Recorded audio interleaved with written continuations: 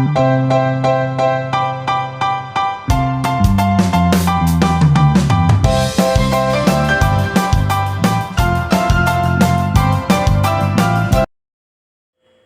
nga ba mahalaga ang wikang Filipino sa edukasyon?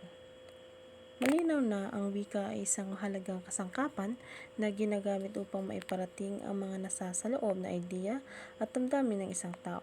Hindi lamang ito isang paraan ng pakikipag-usap sa kapwa, kundi ginagamit din ito upang makipagkaibigan, makipagtalakayan at maibahagi ang iba't ibang opinyon at kaisipan. Magandang umaga sa lahat. So ako nga pala si Binibining Lumambas. Ngayon ay meron akong special na kasama na ating interviewin tungkol sa kahalagahan ng wika sa edukasyon. Ngayon, bago tayo magsisimula, ay Binibining, maaari ka bang magpakilala?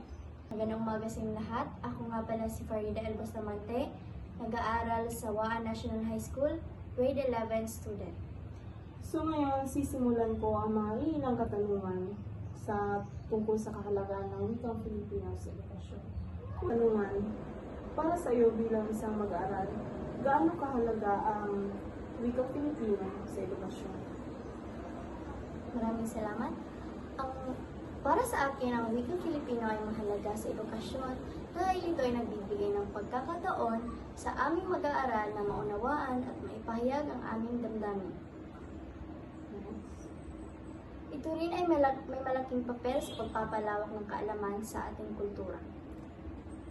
So, para sa iyo, Binibining, bilang isang mag-aaral, ano nga ba ang layunin ng wikang Filipino sa edukasyon? Para sa akin bilang isang mag-aaral, ang layunin ng wikang Filipino ay upang magpagkatuto, pagpapalawak ng kaalaman, at pagpapalakas ng pambansang pagkakaisa. So, bilang isang mag-aaral, paano nakakatulong ang wika sa pang-araw-araw na komunikasyon? Bilang isang mag-aaral, nakakatulong ang wika upang magkaintindihan at magkaunawaan ng bawat isa. Halimbawa na lamang, ako ay aalis sa ibang bansa at ang wikang ginagamit nila ay wikang Ingles, na kung saan ay wikang Ingles din ang aking gagamitin upang magkaintindihan kami. Sa iyong palagay, ano kaya ang papel ng wikang Filipino sa pagpapalawak ng mga kaalaman sa iba't ibang kultura? Para sa akin, ang wikang Filipino ay nagbibigay ng pagkakataon sa tao na malaman ang kultura, kasaysayan at identidad ng Pilipinas. Pangalawa, pangunawa ng iba't ibang kultura. Pangatlo, nakikipagpapalitan ng kultura. Ito ay isang mahalagang kasangkapan sa pagpapalawak ng kaalaman at pagpapalakas ng pagkakaisa. So, maraming salamat, Binibining. Diyan lamang po nagtatapos ang aking interview para sa isang kahalagahan ng wikang Filipino sa edukasyon. Maraming salamat, Binibining. Maraming salamat. Paalam.